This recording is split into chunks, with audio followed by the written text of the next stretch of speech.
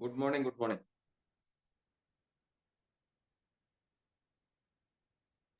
Good morning. Jayanti madam ഏതാണാവോ കേറിയിട്ടുണ്ടോ? ഒന്ന് മെസ്സേജ് അയച്ചോക്കോ അല്ലെങ്കിൽ വിളിച്ചോക്കൊന്ന് കയറിയിട്ടുണ്ടോ അറിയില്ല.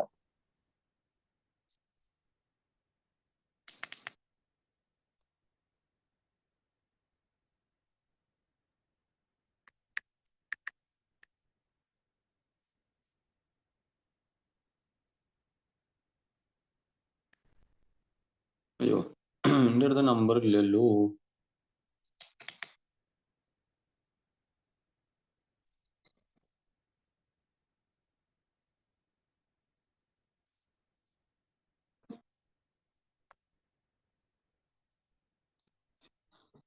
നിഷാംജി എൻ്റെ അടുത്ത് നമ്പർ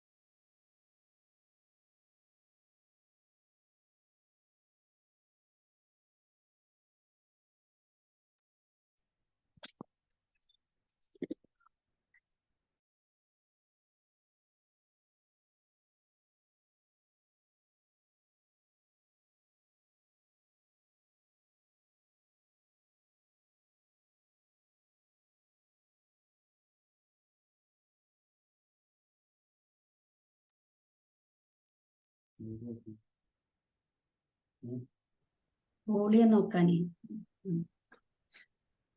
മാഡം ഓഡിയോ ഒക്കെ ക്ലിയർ ആണ്, ഓഡിയബിൾ ആണ്. നമുക്ക് സ്റ്റാർട്ട് ചെയ്യാം. Good morning to all. The meeting in connection with the 7 a.m. morning drive is hereby called to order. Welcome speech by Chairman. Good morning once again.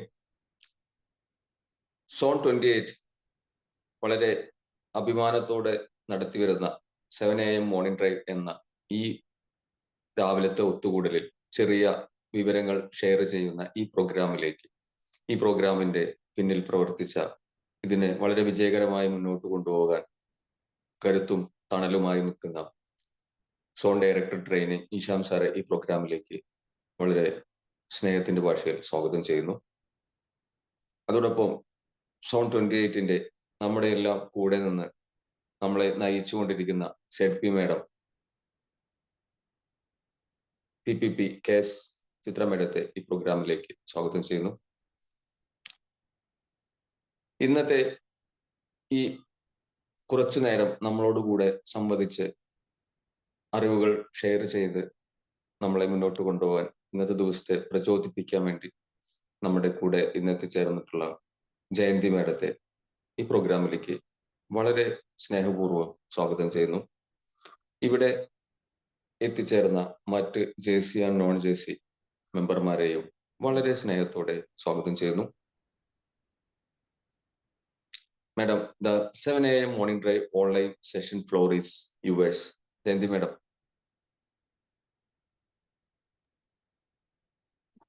Thank you. Morning ഡ്രൈവില് ഇങ്ങനെ ഞാൻ ഒരു തവണ ഇവിടെ എനിക്ക് പ്രസന്റേഷൻ അവസരം തന്നിട്ടുണ്ട്.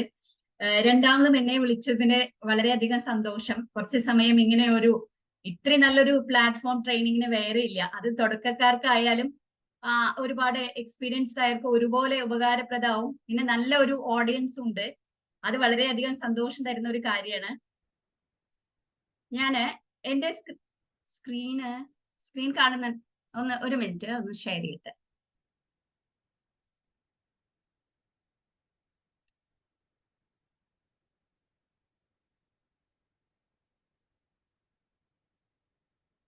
എന്റെ സ്ക്രീൻ കാണുന്നുണ്ട്, ഒരു blank screen.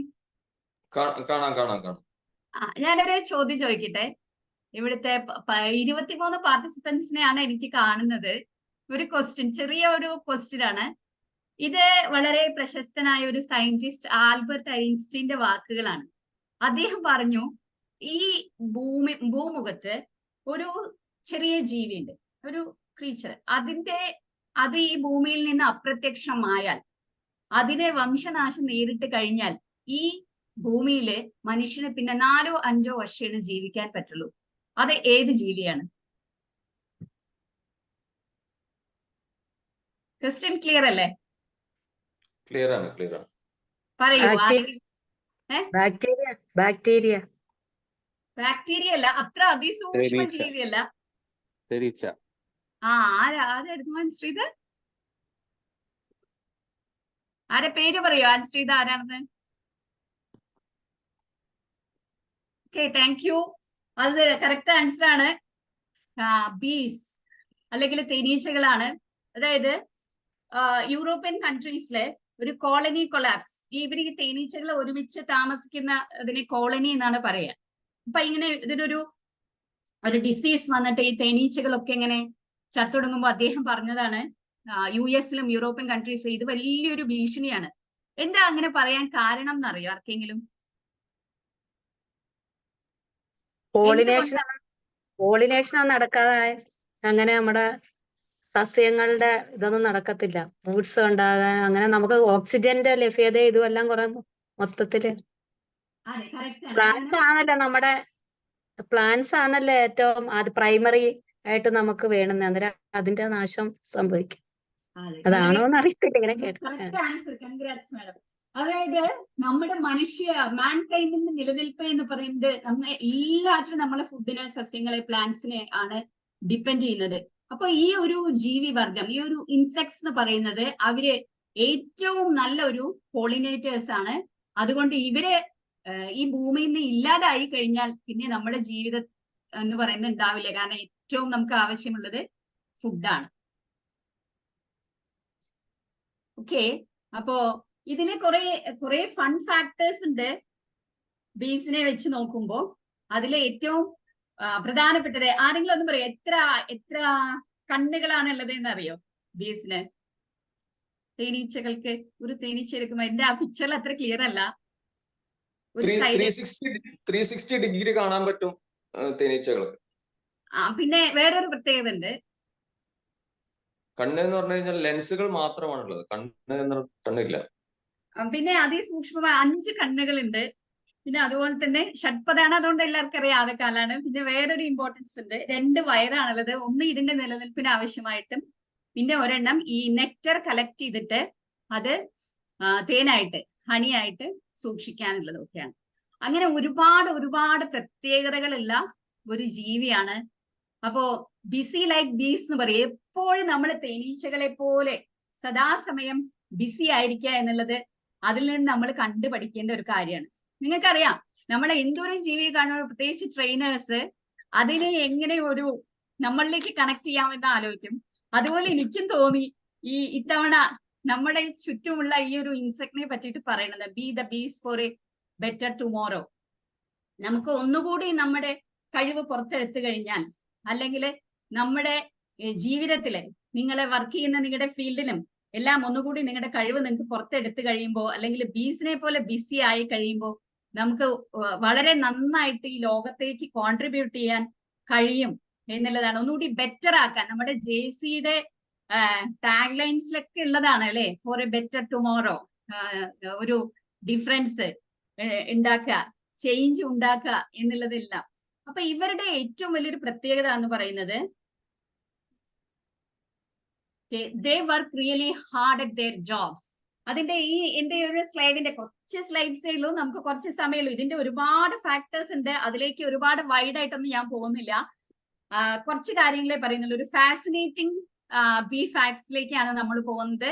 Work really hard at there jobs. അവരവരുടെ ജോലിയിൽ ഫുള്ളി ഇൻവോൾവ് ആണ്. കാരണം എത്രയോ മൈൽസ് അവര് ട്രാവൽ ചെയ്തിട്ട്, അല്ലെങ്കിൽ ചിറകടിച്ചു ഉയർന്ന് പറന്നു പോയിട്ടാണ് അവർക്ക് ഒരു ടീസ്പൂൺ ഹണി അവർക്ക് കിട്ടുന്നത്. അതിനു വേണ്ടി അവര് 10,000 ഫ്ലവേഴ്സിൽ അവര് പോകുന്നുണ്ട്. എന്നിട്ടാണ് അവർക്ക് ഇത്തിരി, ഇപ്പൊ നമ്മളെല്ലാരും അയ്യോ എനിക്ക് ഇത്തിരിയല്ലേ കിട്ടുന്നുള്ളൂ, എനിക്ക് എന്റെ ലേബർ, ഞാൻ ഒരുപാട് കഷ്ടപ്പെടുന്നില്ലേ, അങ്ങനെ നമ്മൾ ചിലപ്പോഴൊക്കെ ഡിസപ്പോയിന്റഡ് ആവാറുണ്ട്. അപ്പൊ ഒരു നിമിഷം നേരെ ഈ ഒരു ചെറിയ ജീവി ഒന്ന് ഓർത്താൽ മതി. കാരണം അത്രയധികം ഹാർഡ് വർക്ക് ചെയ്യുക എന്നുള്ള ഒരു മെന്റാലിറ്റി. അതായത് നമ്മള് എപ്പോഴും ഈ റിസൾട്ട് നോക്കിയിട്ട് മാത്രമല്ല നമ്മൾ വർക്ക് ചെയ്യേണ്ടത്. വേണം, നമുക്ക് റിവാർഡ് വേണം, മോണിറ്ററി ബെനിഫിറ്റ് വേണം, എല്ലാം വേണം. പക്ഷെ നമ്മൾ എപ്പോഴും ഫ്രഷ് ആയിട്ട്, നമ്മൾ എപ്പോഴും ഫുള്ളി ഇൻവോൾവ്ഡ് ആയിട്ട് വർക്ക് ചെയ്യണമെങ്കിൽ, അല്ലെങ്കിൽ സിൻസിയർ ആയിട്ട് വർക്ക് ചെയ്യണമെങ്കിൽ ഇവരെ പോലെ ആയേ പറ്റൂ. കാരണം എപ്പോഴും ഇങ്ങനെ സ്ട്രെസ്ഡ് ആവുമ്പോ, ഇവര് ഒരുപാട് ദൂരം ട്രാവൽ ചെയ്യുമ്പോൾ ഒരുപാട് ചൂടുണ്ടാവും, പല ക്ലൈമറ്റും ബീസിന് പറ്റാത്തതായിരിക്കും, പൊല്യൂട്ടഡ് ആയിരിക്കും, അങ്ങനെയൊക്കെ ഉണ്ട്. പക്ഷെ അവിടേക്ക് അവർ ഉപയോഗിക്കുന്ന പല ടാക്ടിക്സ് ഉണ്ട്, പല സ്ട്രാറ്റജീസ് ഉണ്ട്. അത് നമുക്കും നമ്മുടെ ജീവിതത്തിലും നമുക്ക് അപ്ലൈ ചെയ്യാൻ പറ്റാവുന്നവയാണ്. They dance to show each other where to find food. അവര് ചെയ്യുന്ന ഒരു തന്ത്രപരമായിട്ടുള്ള അവരുടെ ഒരു മൂവാണ്. നിങ്ങൾക്കറിയാം, ബീസ് എന്ന് പറയുന്നത് എപ്പോഴും കൂട്ടമായിട്ട് സഞ്ചരിക്കുന്നു. അപ്പൊ ഇവര് പോകുമ്പോൾ ഇവര് ശത്രുക്കളെ കാണുമ്പോൾ റൗണ്ട് ഡാൻസ്, വാഗിൾ ഡാൻസ്, ഇവരുടെ ഡാൻസ് നിങ്ങൾക്ക് യൂട്യൂബിൽ സെർച്ച് ചെയ്ത് അറിയാം. ഇവരുടെ ഡാൻസ് ഫോംസ് തന്നെ ഡിഫറെന്റ് ആണ്. അതായത് ഈ സീസണൽ ഫ്ലവേഴ്സ് ഉണ്ട്, പല സീസൺസിലും നന്നായി കൂട്ടമായിട്ട് വളരുന്ന അല്ലെങ്കിൽ പുഷ്പിക്കുന്ന കുറെ പൂക്കളുണ്ട്. അതിനെ കണ്ടാൽ ഇവര് ആ ഒരു ഏരിയയില് ഇത് നന്നായിട്ടുണ്ട് എന്നുള്ളത് അവരുടെ കൂടെയുള്ള ബീസിനെ അറിയിക്കാൻ വേണ്ടി അവരുടെ സൂചന കൊടുക്കാൻ വേണ്ടിയിട്ട് അവരൊരു ഡാൻസ് ഉണ്ട്. അപ്പൊ നമ്മളും അങ്ങനെ ചെയ്യണം. നമ്മളൊരു ടീമിന്റെ ഭാഗമായിട്ട് നിൽക്കുമ്പോൾ നമ്മൾ എന്ത് ലക്ഷ്യത്തിലേക്കാണോ പോകുന്നത്, എനിക്ക് അവിടെ ഒരു നേട്ടമുണ്ട്, അപ്പൊ നമ്മൾ നമ്മുടെ കൂടെ ഉള്ളവരെ കൂടി ആ ഒരു സൂചനകൾ കൊടുക്കുക. എന്നാൽ അവർക്കും കുറെ അലഞ്ഞു തിരിഞ്ഞ് അവിടെയും ഇവിടെയും പോയി ക്ഷീണിച്ച് അലഞ്ഞു തിരിയാതെ അവർക്കും വേഗം ലക്ഷ്യത്തിലേക്ക് എത്താൻ പറ്റും. ഇനി ഇതിലേക്ക് എനിക്ക് പറയാവുന്ന വേറൊരു കാര്യം കമ്മ്യൂണിക്കേഷൻ ആണ്. നമ്മൾ എപ്പോഴും കമ്മ്യൂണിക്കേറ്റ് ചെയ്യും. നമ്മൾ സ്പീച്ച് ക്രാഫ്റ്റിലും EPS തൊട്ട് പറയുന്നുണ്ട് അല്ലെ, JCക്ക് അത് ഒരു വളരെ നന്നായിട്ട് ചെയ്യുന്ന കാര്യം. ഒരു JC ഒരു സ്റ്റേജിൽ വരുന്നതും വേറൊരു ആള് വന്ന് പ്രസന്റേഷൻ നടത്തുമ്പോൾ നമുക്കത് വ്യത്യാസം കാണാൻ പറ്റും. നമ്മൾ മറ്റുള്ളവരെ ഇംപ്രസീവ് ആക്കുന്ന രീതിയിൽ വേണം നമ്മുടെ ജസ്റ്റ്, ഇപ്പൊ എല്ലാവരും ഡാൻസേഴ്സ് ഒന്നും അല്ല എങ്കിലും നമ്മുടെ ജസ്റ്റേഴ്സ്, ആക്ഷൻസ്, മോഡുലേഷൻ, ഇങ്ങനെ എല്ലാം കുറെ കാര്യങ്ങൾ നമ്മൾ ശ്രദ്ധിച്ചിട്ട് വേണം എന്നാലെയാണ് കേൾക്കുന്ന ആൾക്ക് കേൾക്കാൻ തോന്നുള്ളൂ. അല്ലെങ്കിൽ കമ്മ്യൂണിക്കേറ്റ്, ഫ്രണ്ട്ലി ആയിട്ടുള്ള ഒരു കമ്മ്യൂണിക്കേഷൻ. ഇപ്പൊ ഡാൻസ് ഇവരുടെ കൂടെയുള്ള ബീസിനെ രക്ഷപ്പെടുത്താനും കൂടെയുള്ള ശത്രുക്കളിന് രക്ഷ നേടാനടക്കം ഇവർക്ക് ഒരു ഡാൻസ് ഉണ്ട് എന്നാ പറയുന്നത്. അപ്പൊ അങ്ങനെ അവരെ സേഫ് ആക്കി അവരുടെ ലക്ഷ്യസ്ഥാനം, അതായത് പൂക്കളിൽ നിന്ന് തേന് കളക്ട് ചെയ്യുക, ശേഖരിക്കുക എന്ന് പറയുന്നതിലേക്ക് ഇവരുടെ ഒപ്പമുള്ള ആളുകളെ കൊണ്ട് എത്തിക്കുന്നു. ഫുഡ് അല്ലെങ്കിൽ ഇന്ന പൂക്കളില് ഇത്ര തേനുണ്ട്, അല്ലെങ്കിൽ ചില ഏരിയകളില് ഫ്ലവേഴ്സ് ഇല്ല, അല്ലെങ്കിൽ അവിടെ ഡ്രൈ ആണ്, അങ്ങനെയുള്ളത് നല്ല സൂചനകൾ കൊടുക്കുന്ന നല്ലൊരു ഗൈഡായിട്ട് ഈ ഒരു ബീസ് ഭൂമിയിൽ അങ്ങനെയാണ് അവരുടെ പ്രവർത്തനങ്ങൾ. ഇതുപോലെ നമുക്കും ആവാൻ, നമ്മുടെ നല്ല കമ്മ്യൂണിക്കേഷനിലൂടെ ഇംപ്രസീവ് ആക്കുന്ന പ്രവർത്തനങ്ങളിലൂടെ നമുക്കും അങ്ങനെ ആകാൻ സാധിക്കും. They have very specific Rolls in supporting the colony. Colony എന്ന് പറഞ്ഞാൽ ഇവർ ഒരുമിച്ച് കൂട് വെച്ച് താമസിക്കുന്ന സ്ഥലങ്ങളാണ്. അപ്പോ ഓരോരുത്തർക്കും അവരവരുടേതായ റോൾസ് ഉണ്ട്. നമുക്ക് നമ്മുടെ ഓർഗനൈസേഷനിലേക്ക് വരാം. നല്ല ഒരു ലോക്കൽ ഓർഗനൈസേഷൻ എന്ന് പറയുമ്പോൾ അവിടെ പ്രസിഡന്റ്, സെക്രട്ടറി, ട്രഷറർ, ബാക്കി നല്ല ഒരുപാട് മെമ്പേഴ്സ് ഉണ്ടായിരിക്കും. അതില് നമ്മൾ ചെയ്യേണ്ടത് കുറച്ചുപേര് പാസീവായിട്ട് ഇരിക്കുന്നുണ്ടെങ്കിൽ അവരെ കൂടി ആക്റ്റീവ് ആക്കി മാറ്റാൻ അവർക്ക് റോൾസ് കൊടുക്കുക. അവർക്ക് ഇഷ്ടപ്പെടുന്ന റോൾസ്, എന്തെങ്കിലും ഒരു പുതിയ പ്രോഗ്രാം നിങ്ങൾ ഹോസ്റ്റ് ചെയ്യുമ്പോൾ അവർക്ക് അത് കൊടുക്കുമ്പോൾ അവരുടെ അത്ര കാലം അവർ യൂസ് ചെയ്യാത്ത അവരുടെ കഴിവുകൾ, അവരുടെ കാപ്പബിലിറ്റീസ് ഒരു ടീമിന്റെ ഭാഗമായിട്ട് വരുമ്പോൾ അവർക്ക് വളരെ സന്തോഷമാവോ, ഓ എന്നെ ഇവിടെ ഹെൽപ്പ് ചെയ്യാൻ എന്റെ സീനിയേഴ്സ് ഉണ്ട്, എനിക്ക് ഒരു സ്പീച്ച് എഴുതി തരാൻ, ആദ്യമൊന്നും പറയാൻ അറിയുന്നുണ്ടാവില്ല.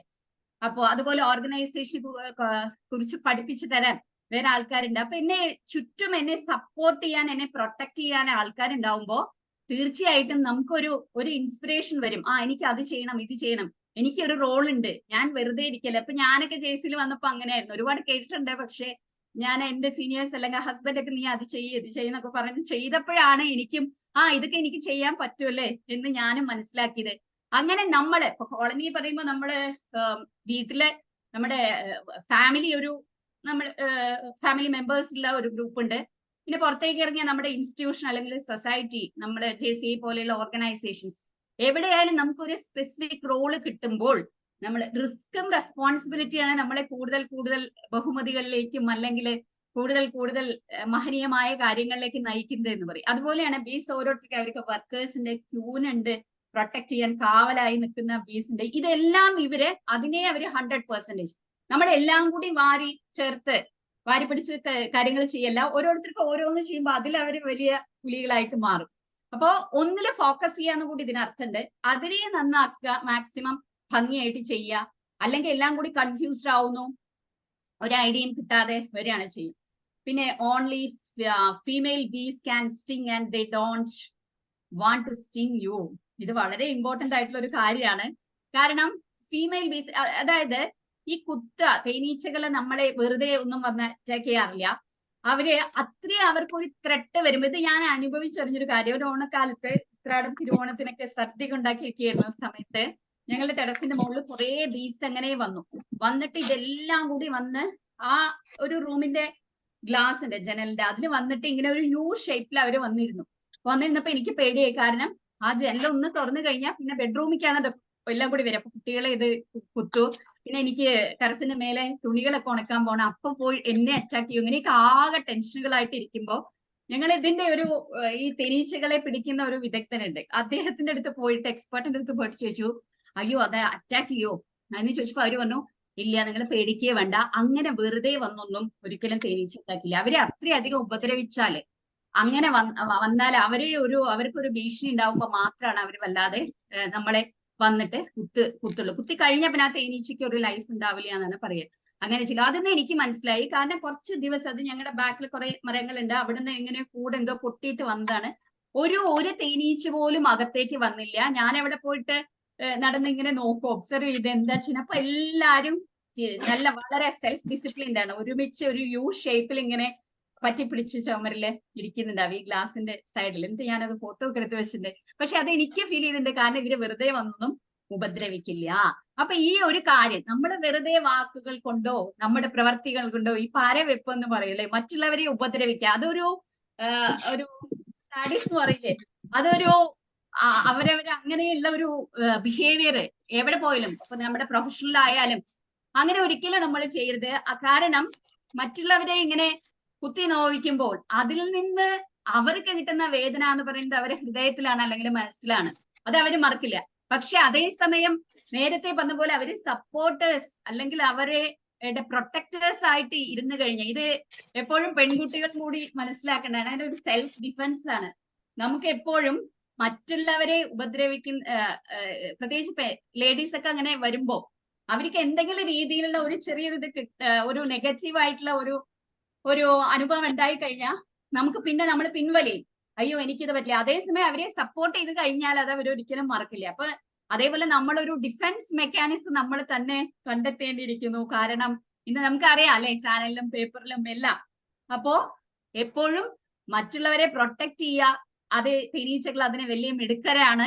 അതേസമയം അത്രയും അവരെ ഒരു ലാസ്റ്റ് റിസോർട്ട് എന്നുള്ള നിലയ്ക്കാണ് അവര് മറ്റുള്ളവരെ ഉപദ്രവിക്കുള്ളൂ, അല്ലാതെ വെറുതെ പോയിട്ട് ഒന്ന് കുത്തി നോക്കണമെന്ന് അവർ വിചാരിക്കാറില്ല. Have a proper powerful sense, അവർക്കൊരു പവർഫുൾ സെൻസ് ഉണ്ട്. ആ സെൻസ് എന്ന് പറയുമ്പോ എനിക്ക് പറയാതിരിക്കാൻ വയ്യ. കാരണം ഈ നമ്മുടെ പലപ്പോഴും നമ്മുടെ കോമൺ സെൻസ് ഉപയോഗിക്കുന്നില്ല എന്നാണ്. ഇവരെ എത്രയോ ഇവരുടെ റിസപ്റ്റേഴ്സ് എന്ന് പറയും, ടേസ്റ്റ് നോക്കാൻ ഒരു 300 എബവ് റിസപ്റ്റേഴ്സ് ആണ് അത്ര ഇവർക്കുള്ളത്. പല പല ടേസ്റ്റുകൾ അറിയാൻ അവര് കണ്ട് അറിഞ്ഞ് സിറ്റുവേഷൻ അനുസരിച്ച് പ്രവർത്തിക്കുന്നവരാണ് എന്നാണ് പറയുന്നത്. നിങ്ങൾ നോക്കൂ, ഒരു ഗൗർ ഗോപാലദാസിന്റെ ഒരു വീഡിയോ ഉണ്ട് ഈ ബീസിനെ പറ്റിയിട്ട്. അതിനെ പറ്റി ഞാൻ പിന്നീട് അതിലേക്ക് വരാം.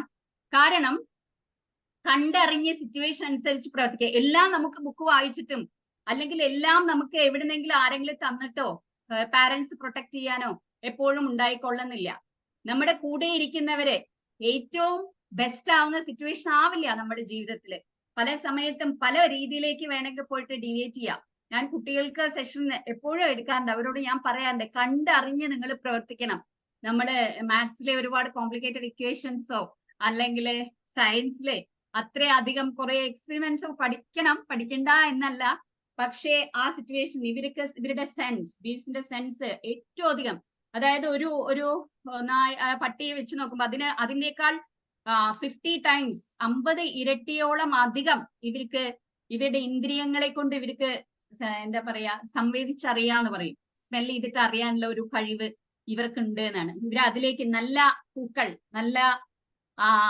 നല്ല തേൻ കിട്ടുന്ന പൂക്കൾ, അല്ലെങ്കിൽ അതിലേക്ക് മാത്രം, ഇനി അതല്ല കുറച്ച് മാത്രം എമൗണ്ട് ഓഫ് ഹണിയാണ്, നെക്ടർ മാത്രമാണ് ഒരു പൂന്ന് കിട്ടുക, അത് അവര് എക്സ്ക്യൂസ് ചെയ്തെടുക്കാൻ അവര് പഠിച്ചിട്ടുണ്ട്. അതിനനുസരിച്ച ഒരു ശരീരപ്രകൃതി കൂടിയാണ്. പക്ഷെ അതുണ്ടായിട്ടും അതിനെ എത്രത്തോളം നല്ലതിലേക്ക് ചാനലൈസ് ചെയ്യാം എന്നറിയുന്ന ഒരു ജീവിവർഗം കൂടിയാണ് ഈ bees. They are meticulously clean. ഇനി നമ്മുടെ ചുറ്റുപാടുകൾക്ക്, നിങ്ങളുടെ അടുത്ത് കൂടെ അല്ലെങ്കിൽ ടൗൺ ഏരിയയിലേക്ക് അഴുക്ക് ചാലുകൾ ഉണ്ടാവും, അല്ലെങ്കിൽ ഗാർബേജസ്, ഈ അഴുക്ക് വേസ്റ്റുകൾ ഒന്നിച്ച് കുമിഞ്ഞ് കൂട്ടിയിട്ടുണ്ടാവും. ഇനി എങ്ങാനും ഈ ബീസ് അത് കൂടെ പറന്ന് പോവുകയാണെങ്കിൽ അവിടെ പോയിരിക്കില്ല. അവര് ചെയ്യുന്നത് അവിടെ എവിടെയെങ്കിലും, ഇപ്പൊ നിങ്ങൾക്കറിയാം ഓരോ അഴുക്ക് ഉള്ള കുളങ്ങളിൽ അല്ലെങ്കിൽ ചേറിലാണ് താമര ഉണ്ടാവുക. പക്ഷെ ആ താമരയിലും എന്ത് വരും, അങ്ങനത്തെ ഫ്ലവേഴ്സിലും ഇപ്പൊ കുളത്തില് വെള്ളം കെട്ടിക്കിടക്കുന്നിടത്താണ് ആമ്പൽപ്പൂ ഉണ്ടാവുക. പക്ഷെ അവിടെ ആര് വരും, തേനീച്ച വരും. പക്ഷെ അവരുടെ ബോഡി, അവരുടെ സ്വയം വൃത്തി, അതിന്റെ വീഡിയോസ് ഉണ്ട്. എല്ലാ വീഡിയോസും കൂടെ ആയിട്ട് ഞാൻ ഇവിടെ പ്രസന്റ് ചെയ്യാൻ സമയമില്ല. പക്ഷെ അതിനെ അവരുടെ അത്രയും ഹൈജീനിക് ആയിട്ട് അവരുടെ ശരീരവും മനസ്സും, ഇത് നമ്മളും ഒന്ന് പഠിക്കേണ്ടതാണ്. കാരണം നമ്മൾ ഇപ്പോ മലയാളത്തിൽ ഒരു പ്രെയർ ഉണ്ട് അല്ലെ, നിങ്ങൾ കേട്ടിട്ടുണ്ടാവും. ദുഷ്ട സംസർഗം വരാതെയാക്കിയിടണം, ശിഷ്ടരായുള്ളവർ തോഴരായിടണം, നല്ല കാര്യങ്ങളിൽ പ്രേമം ഉണ്ടാകണം, നല്ല വാക്ക് ഓതുവാൻ ത്രാണി ഉണ്ടാകണം. അതായത് ചുറ്റുമുള്ള ഫ്രണ്ട്ഷിപ്പ് അല്ലെങ്കിൽ ചുറ്റുപാടുകള് എപ്പോഴും നമുക്ക് വളരെ ക്ലീൻ ആയിട്ട് എനിക്ക് എടുക്കാൻ പറ്റുന്ന ഏറ്റവും നല്ലതായിട്ട് കിട്ടിക്കൊള്ളണമെന്നില്ല. അവിടെ നമുക്ക് ഒരു സിറ്റുവേഷനിൽ പോകേണ്ടി വന്നാലും നമ്മൾ അവിടുന്ന് എന്ത് മാത്രമായിട്ട് വരണം, ക്ലീൻ ആയിട്ട് തന്നെ നമ്മൾ തിരിച്ച് വരണം. അപ്പൊ അത് ശരീരത്തിന്റെ ആയാലും അല്ല മനസ്സിന്റെ ആയാലും ചില ബാഡ് എക്സ്പീരിയൻസ് ഒക്കെ നമുക്ക് ഉണ്ടായിന്ന് വരും. പക്ഷെ അത് മനസ്സിലേക്ക് എടുക്കാതെ ഫിൽറ്റർ ആയിട്ട് നമ്മൾ പ്രവർത്തിക്കണം. നല്ലതിനെ മാത്രം എടുത്ത് നമുക്ക് ആവശ്യമില്ലാത്തതിനെ കളയുക. ഇനി എന്തെങ്കിലും ഇപ്പൊ ഒരു തോൽവി, എനിക്ക് ഈ ഇടയ്ക്കുണ്ടായ ഒരു ഈ ഇടയ്ക്കല്ല, കുറച്ച് മാസങ്ങളായി ഞാന് ഒന്ന് നാഷണൽ ട്രെയിനിങ്ങിന് പോയതായിരുന്നു. അവിടെ വെച്ചിട്ട് ഞാൻ എന്റെ കാല് സ്ട്രെയിൻ ആയിട്ട് വീണുപോയി. അത് അസൈൻമെന്റുകളൊക്കെ കഴിഞ്ഞു. പക്ഷെ അന്ന് വീണപ്പോ എന്റെ കാലില് അവിടെ ഫ്രണ്ട്സും ഹോസ്റ്റലും എല്ലാം വളരെയധികം ഹെൽപ്ഫുൾ ആയിരുന്നു. അവരൊക്കെ എന്റെ കാല് കെട്ടിത്തന്നു. പക്ഷെ അവരൊരു കാര്യം പറഞ്ഞു, കാല് കുത്തണ്ട, അത് ഫ്രാക്ചർ ആയിട്ടുണ്ട് എന്നുള്ളതിന് ഒരു സൂചന ആയിരുന്നു. തിരിച്ച് ഞാൻ 2 ദിവസം കഴിഞ്ഞ് ഇവിടെ എത്തി. എനിക്ക് ഭയങ്കര ഡിപ്രസ്ഡ് ആയിരുന്നു ഞാൻ. കാരണം എനിക്ക് ഒന്നുകൂടി നല്ലൊരു ട്രെയിനറായിട്ട് തിരിച്ചു വരണമെന്ന് ആഗ്രഹിച്ച ആളാണ് ഞാന്. പക്ഷെ ഇവിടേക്ക് വന്നപ്പോ കാല് വീണു, ഞാൻ ക്വാളിഫൈഡ് ആയില്ല. തിരിച്ചിവിടെ വന്ന് ഡോക്ടറെ അടുത്ത് പോയപ്പോ ഡോക്ടർ നോക്കിയതും പറഞ്ഞു, കാലിന്റെ എല്ല് പൊട്ടിയിട്ടുണ്ട്, മിണ്ടാതെ കിടക്കണം, അല്ലെങ്കിൽ ഞാൻ ബോൾട്ട് കിടും എന്നൊക്കെ അദ്ദേഹം പറഞ്ഞു. എന്നിട്ട് അപ്പോ ആ ഒരു ക്ലിനിക്കിന്റെ, ഒരു നാട്ടിൻപുറത്ത് അറിയാലോ, ശ്രീകൃഷ്ണപുരം നാട്ടിൻപുറമാണ്, അതിലെ ക്ലിനിക്കിന്റെ ഓപ്പോസിറ്റ് റോട്ടിൽ ഒരു കടയില് ഷട്ടറിൽ എഴുതിയിട്ടുണ്ടായിരുന്നു, ഈ സമയവും കടന്നു പോകും എന്നുള്ളതായിരുന്നു. അപ്പോ എന്റെ ഹസ്ബൻഡ് പറഞ്ഞു, നീ അത് വായിച്ചു, ഇപ്പൊ നിനക്ക് അത് വായിച്ചു കഴിഞ്ഞാൽ അതിന് ഭയങ്കര മീനിങ് ഫുൾ ആണ്. കാരണം ഞാൻ ഒരുപാട് പ്ലാൻസ്, ഗെറ്റ് ടുഗദറുകള്, കല്യാണങ്ങള്, വീട്ടിലെ ഫംഗ്ഷനുകൾ എല്ലാം എനിക്ക് ഏപ്രിൽ മെയ് സമയമാണ്. ആ സമയത്ത് എനിക്ക് പോകേണ്ടതായിട്ടുണ്ടായിരുന്നു. എല്ലാം ക്യാൻസൽ ചെയ്തിട്ട് കിടക്കേണ്ടി വന്നു. കാലിൽ പ്ലാസ്റ്റർ ചെയ്തിട്ട് ഒരു 6 weeks എനിക്ക് കിടക്കേണ്ടി വന്നു. അപ്പൊ എന്റെ ഹസ്ബൻഡ് പറഞ്ഞ ആ വാക്കുകളെ, ഈ സമയവും കടന്നു പോകും.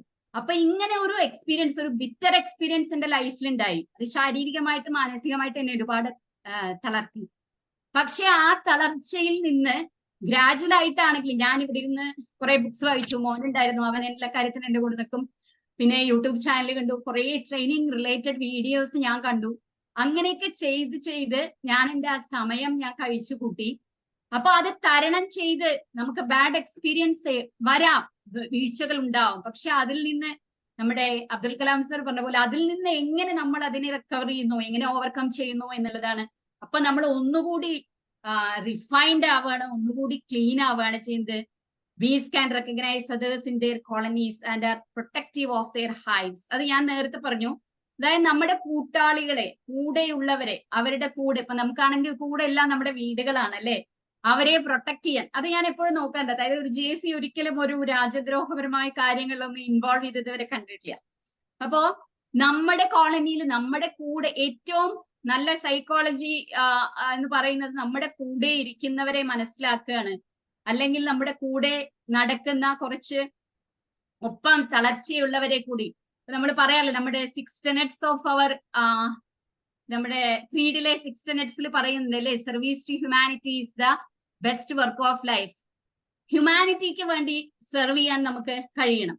അപ്പൊ അതേപോലെ എങ്ങനെ കൂട്ടാളികളെ പ്രൊട്ടക്ട് ചെയ്യാമെന്ന് കാണിച്ചു തരുന്ന ഒരു മാതൃകാപരമായ പ്രതീകാത്മകമായ പ്രവർത്തനങ്ങളാണ് നമ്മുടെ ഈ ബീസ് കാണിക്കുന്നത്. Part and parcel of ecosystem. ഇപ്പൊ നേരത്തെ ആൽബർട്ട് ഐൻസ്റ്റീൻ പറഞ്ഞ പോലെ ഈ ഇക്കോസിസ്റ്റത്തിന്റെ പാർട്ട് ആൻഡ് പാർസൽ, അവർ പോയി കഴിഞ്ഞാൽ, നേരത്തെ ഒരു മാഡം പറഞ്ഞു, നമ്മുടെ ഇവിടെ പോളിനേഷൻ അല്ലെങ്കിൽ നമുക്ക് ഫ്രൂട്ട്സ്, ഈ വെജിറ്റബിൾസ് ഉണ്ടാവില്ല. ഈ ഒന്നിച്ച് ഈ കോൺ പോളിനേഷന്റെ ഒക്കെ ഉണ്ട്, വീഡിയോസ് ഉണ്ട്. അതില് ഈ തേനീച്ചകൾ ഇല്ലെങ്കിൽ ഒരിക്കലും നമുക്ക് ഇമാജിൻ ചെയ്യാൻ പറ്റില്ല എന്നാണ് പറയുന്നത്. അപ്പൊ അതേപോലെ ഇവരുടെ ഈ നേരത്തെ ഞാൻ പറഞ്ഞില്ലേ, ഇവരിങ്ങനെ ഒരുമിച്ച് ചത്തുപോകുന്ന ഒരുപാട് പ്രശ്നങ്ങൾ ഇക്കോസിസ്റ്റത്തിന് ഉണ്ടാക്കുന്നുണ്ട്. പക്ഷെ ഇവർ ചെയ്യുന്ന പ്രവർത്തനങ്ങൾ കാരണം അവരെക്കാൾ മറ്റുള്ളവർക്കാണ് ഉപയോഗം. അതിൽ നിന്ന് നമുക്കൊരു പാഠം പഠിക്കുന്നുണ്ട്. പരോപകാരാർത്ഥം ഇതം ശരീരം. അതായത് നമ്മളുടെ ശരീരം എന്ന് പറയുന്നത് മറ്റുള്ളവർക്കുള്ള ഉപകാരങ്ങൾ കൂടി ചെയ്ത്, നിങ്ങൾ എന്ത് ചെയ്തു എന്നാണ്. എങ്ങനെ വേണമെങ്കിലും നമുക്ക് ജീവിക്കാം, കുറെ സ്വത്ത് സമ്പാദിക്കാം, കുറെ അസറ്റ് അല്ലെങ്കിൽ പൈസ അല്ലെ, അങ്ങനെ ചെയ്യാൻ, കുറെ ഉണ്ട്, കുറെ ഭക്ഷണം കഴിച്ച് ലാവിഷായിട്ട് ജീവിക്കാം. പക്ഷെ അതല്ല, എന്തെങ്കിലും മറ്റുള്ളവരെ പ്രൊട്ടക്ട് ചെയ്യുക, അല്ലെങ്കിൽ എന്റെ ഇക്കോസിസ്റ്റത്തിന്, നമ്മുടെ പ്രോജക്ട്സ് ഒക്കെ അറിയാലോ എല്ലാവർക്കും, സസ്റ്റൈനബിലിറ്റി. മറ്റേ സെഷനിൽ ഞാൻ പറയുന്നു എങ്ങനെ സസ്റ്റൈനബിൾ ആയി കരുതലോടുകൂടി conserve our nature for the future generation എന്ന് പറയുന്ന പോലെ ഇക്കോസിസ്റ്റത്തിനെ പ്രൊട്ടക്ട് ചെയ്യാം.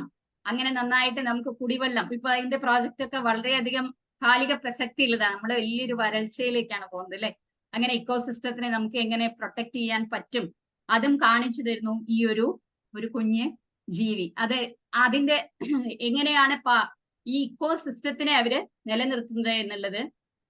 കാരണം ഒരു ഹണി, ഇത്ര കുറച്ച് ഹണി ഉണ്ടാക്കാൻ വേണ്ടിയിട്ട് അവര് ഈ ഹണിയാണ് അത്രേ നമ്മുടെ മാൻകൈൻഡിന് റെഡി ടു ഈറ്റ് ആയിട്ട് കിട്ടുന്ന ഒരു ഭക്ഷണം.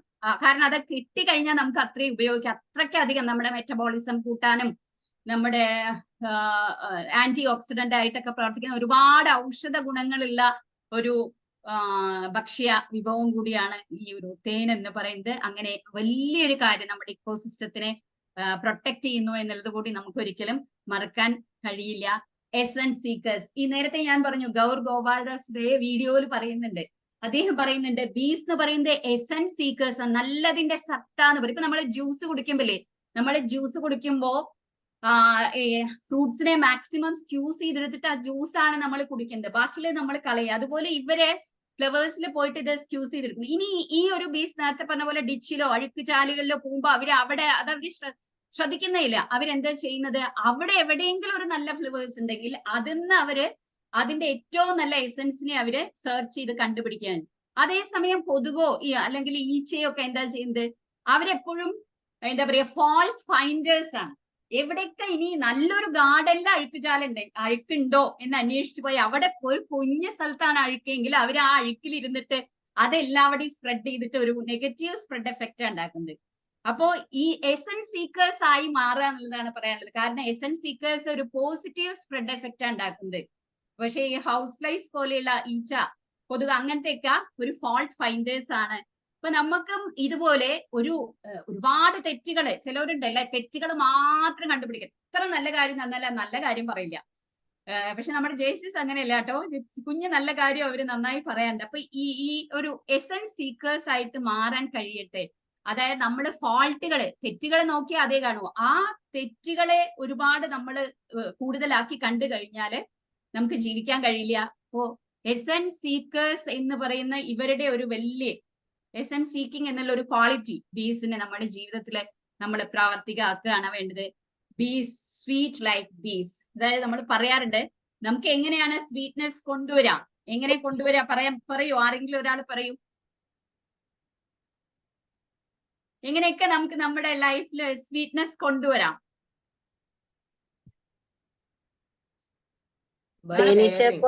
തേനീച്ചയെ പോലെ ആകാൻ ശ്രമിക്കുക അല്ലെ, അതിന്റെ ഗുഡ് ക്വാളിറ്റീസ്.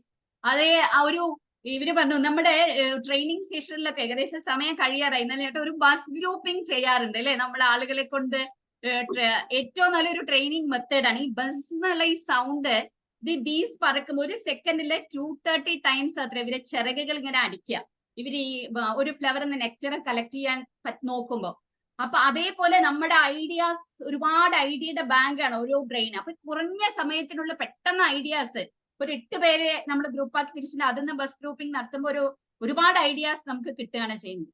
അതുപോലെ ഇനി എങ്ങനെ ഇത് പേഴ്സണാലിറ്റിയിലേക്ക് ഇത് കൊണ്ടുവരാൻ പറയുമ്പോ അത്രയും മധുരമുള്ളതാണ് തേൻ, നാച്ചുറൽ ആയിട്ട് അത്രയും ഗുണമുള്ളതാണ് തേൻ. അതുപോലെ ആയിരിക്കണം നമ്മുടെ പേഴ്സണാലിറ്റി. അത് പറഞ്ഞ് ഞാൻ നിർത്തട്ടെ. അതായത് ഒരു ഉപനിഷത്തിൽ പറയുന്നുണ്ട് എങ്ങനെ വേണം പേഴ്സണാലിറ്റി എന്നുള്ളത്. വെറും ഒരു 4 ശ്ലോകമാണ് ഇത്, 4 വരികളിൽ പറയുന്നുണ്ട്. പ്രസാദം വദനത്തിങ്കൽ, വദനം എന്ന് പറഞ്ഞാൽ ഫേസ്, എപ്പോഴും ഒരു സ്മൈലിംഗ് ഫേസ്. കാരുണ്യം ദർശനത്തിൽ, നമുക്ക് സിമ്പതി അല്ല വേണ്ടേ, എമ്പതി, മറ്റുള്ളവരെ എന്നെ കൊണ്ട് ആവുന്ന രീതിയിൽ സഹായിക്കുക. പിന്നെ മാധുര്യം വാക്കില് ഞാൻ പറയുന്നതിൽ എന്റെ പ്രവൃത്തിയിലും ഫ്രൂട്ട്ഫുൾ ആയിട്ട് മാധുര്യമേകുന്ന എന്തെങ്കിലും വേണം. ചേർന്നുള്ളവനല്ലോ പുരുഷോത്തമൻ. പുരുഷോത്തമൻ എന്ന് പറഞ്ഞാൽ ഒരു പെർഫെക്റ്റ് ജെന്റിൽമാൻ ഇങ്ങനെ ആയിരിക്കണം എന്നുള്ളതാണ്. ഇപ്പൊ ബീസ് സ്വീറ്റ് ലൈക്ക് ബീസ്. എല്ലാവരും ഈ ബീസിന്റെ ഇത്രയും നല്ല ക്വാളിറ്റീസ് ഉള്ള ഒരു ജീവി നമുക്ക് ചുറ്റും ഇങ്ങനെ എവിടെയൊക്കെ ഒരു ബസ് ശബ്ദം ഉണ്ടാക്കി നടക്കുന്നുണ്ട്. ഇവരെ മാതൃകയാക്കാൻ നിങ്ങൾക്കും കഴിയട്ടെ. Wish you all the very best. Have a nice day. Thank you so much. Thank you Jayanti madam. തേനീച്ചയുടെ അല്ലെങ്കിൽ ലോകത്തെ ഏറ്റവും വിശിഷ്ട ഭക്ഷണങ്ങളിൽ ഒന്നാണെന്നറിയപ്പെടുന്ന അല്ലെങ്കിൽ ഒന്നായ തേൻ പോലെ മാധുര്യമുള്ള അത്ര പ്യൂറായിട്ടുള്ള ഒരു സെഷൻ ഞങ്ങൾക്ക് തന്ന ജയന്തി മാഡത്തിന് വളരെ ഹൃദയം നിറഞ്ഞ നന്ദി അറിയിക്കുന്നു. Open forum four feedback. Good morning all. ഞാൻ വീഡിയോ വരാത്തയായിരുന്നു. മാഡത്തിന്റെ ക്ലാസ് കേട്ടിട്ട് എനിക്ക് നല്ല ഇൻട്രസ്റ്റിംഗ് ആയിട്ട് തോന്നി. നല്ല നമ്മുടെ തേനീച്ചയും മനുഷ്യരുടെ ജീവിതമായിട്ട് കണക്ട് ചെയ്ത് നല്ലൊരു ക്ലാസ് ആയിരുന്നു. Thank you ma'am. Thank you, thank U.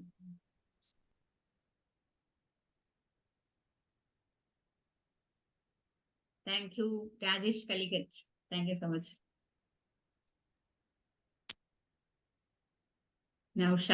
Naushad Niya, thank you. Hello ma'am. Hi Saumya. Sathi. Okay, zone 19 ആണ്. ഞാനിതിന്റെ ഒരു സ്ഥിരം കേൾവിക്കാരിയാണ്. ഈ ഒരു പ്ലാറ്റ്ഫോമിൽ ഞാൻ ആയിട്ട് വരുന്നതാണ്. അപ്പൊ ഇന്ന് തേനീച്ചകളെ കുറിച്ച് പറഞ്ഞപ്പോ ഇപ്പൊ ഞാൻ എക്സ്പീരിയൻസ് എന്റെ ഒരു ഞങ്ങളെ ബാത്റൂമിലെ ചുമരില് ഒരു കൂട്ടം തേനീച്ചകൾ വന്നിട്ട് ഇങ്ങനെ തേൻ ഉണ്ടാക്കിക്കൊണ്ടിരിക്കുന്നുണ്ട്. അപ്പൊ അവിടെ പോകുമ്പോ ഭയങ്കര സ്മെല്ല് വരും. ഞാൻ ആദ്യമായിട്ടാണ് ഇങ്ങനെ ഈ തേനീച്ചനെ ഇത്ര അടുത്ത് എപ്പോഴും കാണുന്നത്. കണ്ടിട്ടുണ്ട്, തേൻ കഴിച്ചിട്ടുണ്ട്, നമ്മൾ എടുത്ത തേൻ തന്നെ കഴിച്ചിട്ടുണ്ട്, അങ്ങനെയൊക്കെ ഉണ്ട്. പക്ഷെ എന്നാലും ഈ തേനീച്ചകളെ ഇത്ര അടുത്ത് നിന്ന് ഇങ്ങനെ എല്ലാ ദിവസവും ഒബ്സർവ് ചെയ്യാനുള്ള ഒരു അവസരം കിട്ടിയത് ഇപ്പോഴാണ്.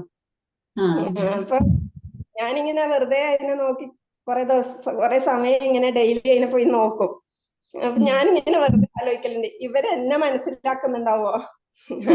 അതിന്റെ ചില സമയത്തൊക്കെ ചില സൗണ്ട്, ചില മാഡം നേരത്തെ പറഞ്ഞ മാതിരി ചില മൂവ്മെന്റ്സ് ഒക്കെ വ്യത്യാസങ്ങളാണ്. ചില സമയത്ത് സൗണ്ട് ഉണ്ടാക്കും, ചില സമയത്ത് വളരെ സൈലന്റ് ആയിരിക്കും. പക്ഷെ അവര് അപ്പോഴും എന്തൊക്കെയോ പണിയെടുക്കുന്ന പോലെ തോന്നും നമുക്ക്. അങ്ങനെ കുറെ കാര്യങ്ങൾ വളരെ ഇൻട്രസ്റ്റിംഗ് ആയിട്ടുള്ള. അപ്പൊ ഇപ്പോഴാണ് ഇങ്ങനെ ഇത്രയും നമുക്ക് ഒരു റോൾ മോഡൽ എന്നുള്ള രീതിയിൽ ഇവരെ കാണാൻ പറ്റും, അല്ലെങ്കിൽ അങ്ങനെയുള്ള സവിശേഷതകൾ ഇവർക്കുണ്ട് എന്നുള്ളത് മനസ്സിലാക്കിയത്. അപ്പൊ ഒരുപാട് സ്നേഹം അവരോട് തോന്നുന്നു. ഞാൻ ഇങ്ങനെ ആലോചിക്കലുണ്ട്, അവരെന്നെ തിരിച്ചറിയുന്നുണ്ടാവുക. കാരണം ഡെയിലി എല്ലാ ദിവസവും 2-3 പ്രാവശ്യം ഞാൻ അവരുടെ അടുത്ത് പോകുന്നുണ്ട്, അവരെ നോക്കി നിൽക്കുന്നുണ്ട്. എനിക്കതിനെ പേടി തോന്നിയിട്ടില്ല. കാരണം ഞാൻ അങ്ങനെ കേട്ടിട്ടുണ്ട്, നമ്മൾ അതിനെ ഉപദ്രവിച്ചാൽ മാത്രമേ അത് തിരിച്ച് നമ്മളെ ഉപദ്രവിക്കുള്ളൂ. Thank you madam. വളരെ സന്തോഷം. ഓ ശരി, എനിക്ക് നല്ല സന്തോഷമുണ്ട്. പറയാൻ പറ്റിയതിലും സന്തോഷം, കേട്ടതിലും സന്തോഷം. എല്ലാവർക്കും അങ്ങനെ ഒരു ജീവിതം നയിക്കാനാവട്ടെ. Yes, absolutely. സതി മാഡം, വളരെ നല്ല ഒബ്സർവേഷൻ എന്ന് പറഞ്ഞാൽ വലിയൊരു കഴിവാണ്. Keep going. Thank you sir. ഇനി ആരെങ്കിലും ഉണ്ടോ? Feedback, suggestion, question?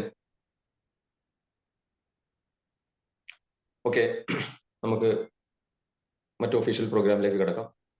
I request zone trainer provincial Soumya Suresh to propose vote of thanks.